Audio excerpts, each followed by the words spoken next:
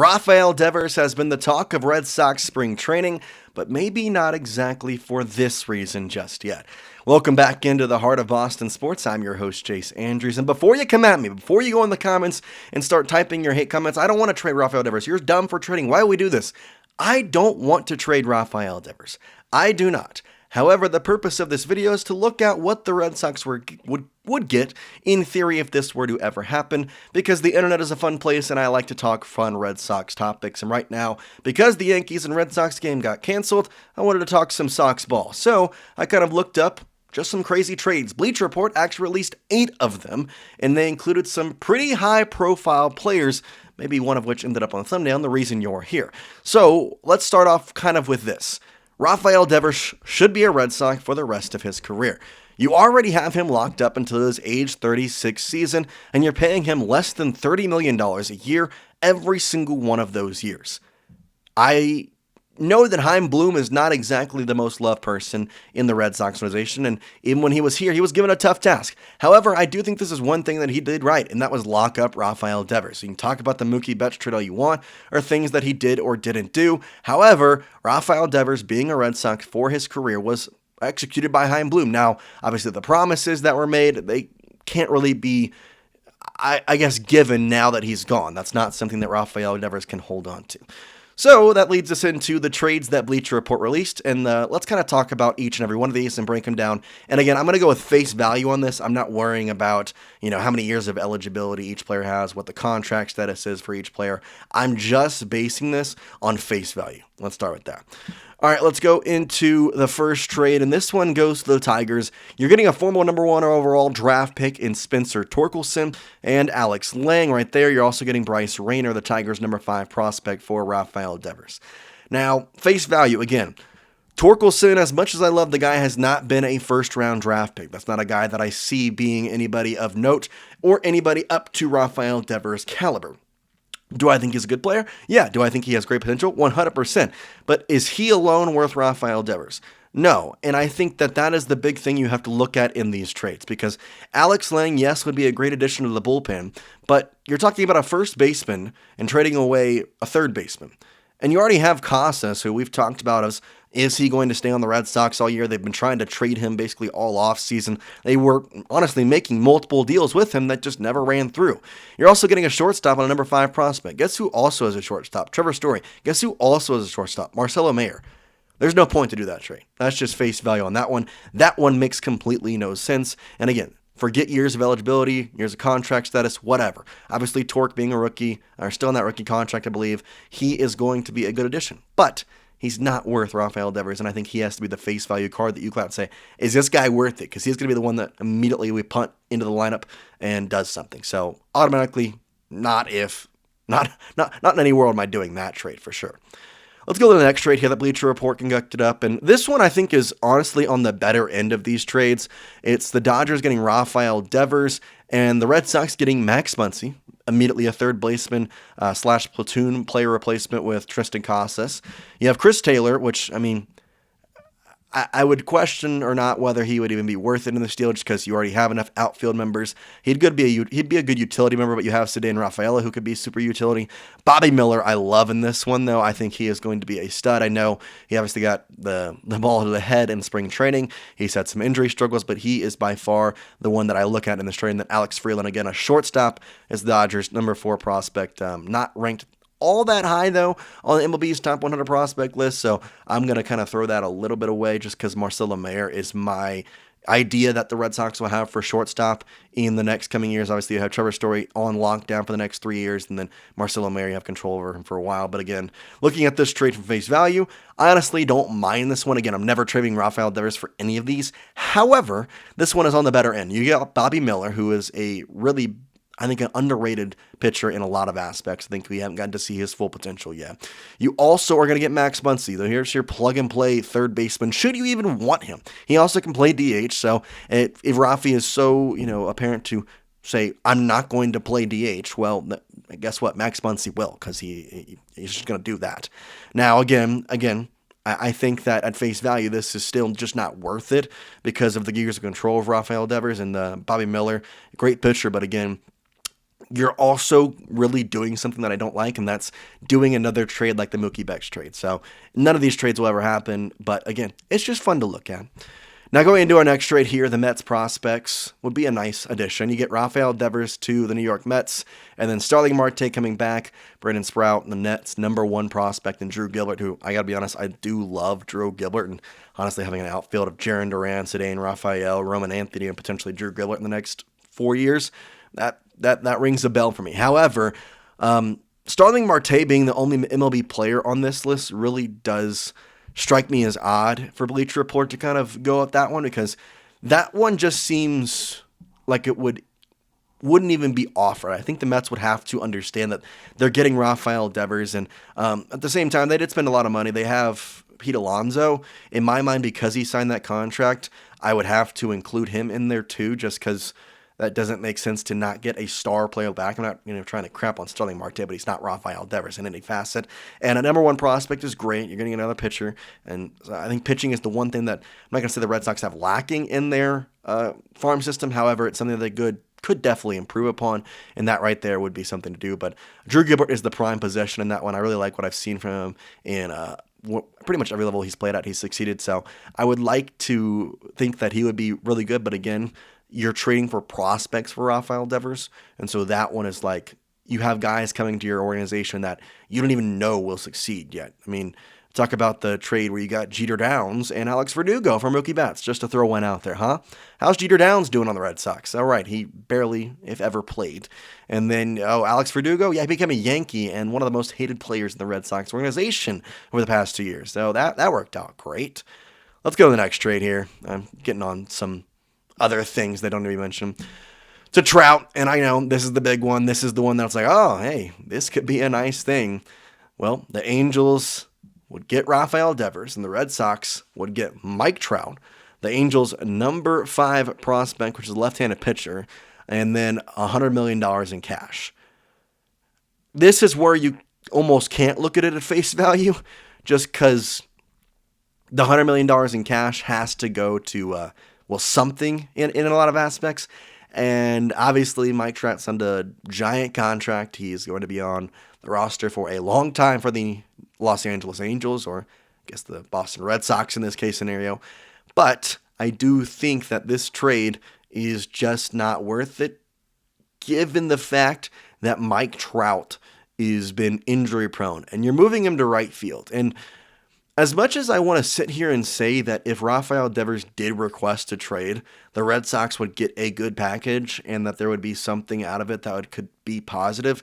You're not trading him for, say, Jeter Downs and Alex Verdugo type players. You're trading him for Mike Trout, for Max Muncy, for Bobby Miller, for top prospects that are, ready to go. And I think in nowadays organization in baseball, seeing the success of Paul Skeens, Jack Caglione, I think he could be up in the majors by the end of this season.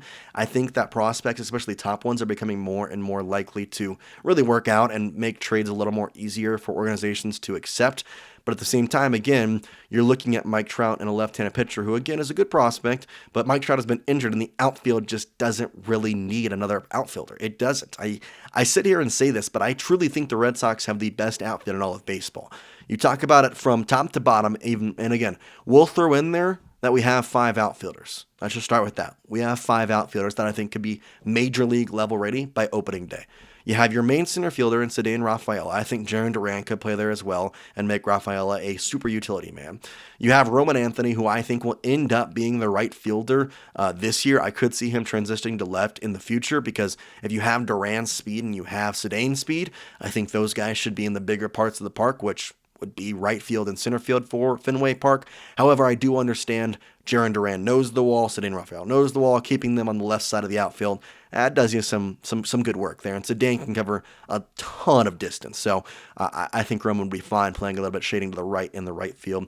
You also have Masataka Yoshida and Wilyer Abreu. I think your 5 outfielders right there don't need Trout. I know that that's crazy to say, but right now you could say that the Red Sox could sign Mike Trout. And I don't know that I'd want it, because that blocks somebody. It blocks Jarren Duran. It blocks Roman Anthony. It blocks Ceddanne Rafaela. And I think there's a lot of Ceddanne Rafaela haters talking. I know that last year, I will say he was kind of overhyped by a lot of Red Sox fans, and he in turn got underhyped, I guess is the right way to put it. His strikeout percentage is a problem, but I think we're seeing the growth of him in spring training, and I'm really hopeful this year that his defense and strikeout rate have both improved. And his defense didn't need that much improving in general, but I'm just excited to see what he's got. Let's go to another trade here. Obviously, Mike Trout is a big name, but I think this one's kind of interesting. The Cubs would trade, and they would get Devers for Seiya Suzuki and a catcher prospect, which this one is actually somewhat intriguing to me because the prospect you're getting is a catcher. And Moises Ballesteros is somebody that a lot of MLB experts have predicted to be a really good prospect in the Cubs organization. One of the better catching prospects overall in baseball. And the one thing that I'm curious to see your Red Sox opinions on this, but I don't know if Connor Wong is going to be the everyday catcher for the Red Sox for the next millennium. I mean, everybody talks about how good Connor Wong is, and I agree, he is good. However, the one big thing, obviously Garrett Crochet worth it every time, trading Kyle Teel 100 times out of 100. But you did trade away your top catching prospect, your catching guy who was supposed to come out here and be the backstop for the next, 10 years potentially. So that is something to look at, and you get a catcher in this deal, so I don't mind that. But again, you're getting an outfielder. It's just not worth it when you know that Seiya Suzuki is going to be put to the bench. He's literally going to become another Masataka Yoshida of, okay, cool. Where the heck do we put him? Nowhere. That's where you put him. He's going to be on the bench. He may play right field every now and then because he's probably as good as Wilyer Abreu. I don't really know that much. I don't think that is a crazy thing to say. However, I don't think it's really that big a deal when Roman Anthony's coming, so I don't think it really matters. So that's an interesting trade, though. You do get a catcher prospect, and given you traded away Kyle Teel, it's something to definitely think about. This one is one that I think actually has some backing behind it because of how much the Red Sox were in on trying to get Luis Castillo this offseason. They tried to trade Tristan Casas to the Mariners, I swear, about 50 times this offseason. Now, the Mariners get Devers, Red Sox get Luis Castillo, and another catching prospect in Harry Ford, who I actually do like Harry Ford. I think he's one of the better catching prospects in all of baseball. I know I just said that about the Cubs guy, but at the same time, Harry Ford, I think, is more MLB ready in a lot of aspects. Obviously, I know this is kind of a picking away at it, but the MLB The Show, having Harry Ford, seeing his prospect caught on there, I think that has some backing to it. And looking at his swings, it's very solid. And again, I'm more on the boat of if there's anything that the Red Sox need, it's another catcher in the next couple of years, because I just don't know if I trust Connor Wong. And that's just my mind, but hey, who knows? Now, this one's interesting because it's for the Phillies, and I've seen a lot of Phillies pages on Instagram and Twitter and YouTube and all these places saying, oh, if the Red Sox, have to trade Devers, if he requests a trade, Philly's by far the number one place. Why, though? I really don't understand why Philadelphia would be the number one place, because this is the package that is going around. It's the Red Sox trading away Rafael Devers and getting back Nick Castellanos, the guy who loves to hit home runs, the most impromptu time. And then you have third base, Alex Bohm, and another shortstop prospect. I don't know why Bleacher Report was so prevalent on getting prospects in short or in the outfield at all, because those just don't make sense for the future of the Red Sox.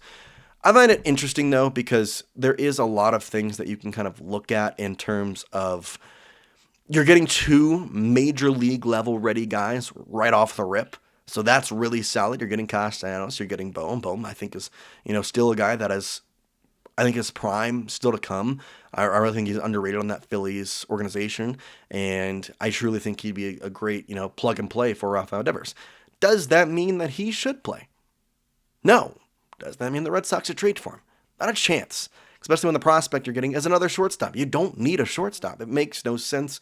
And again, I know I started at the top of the video.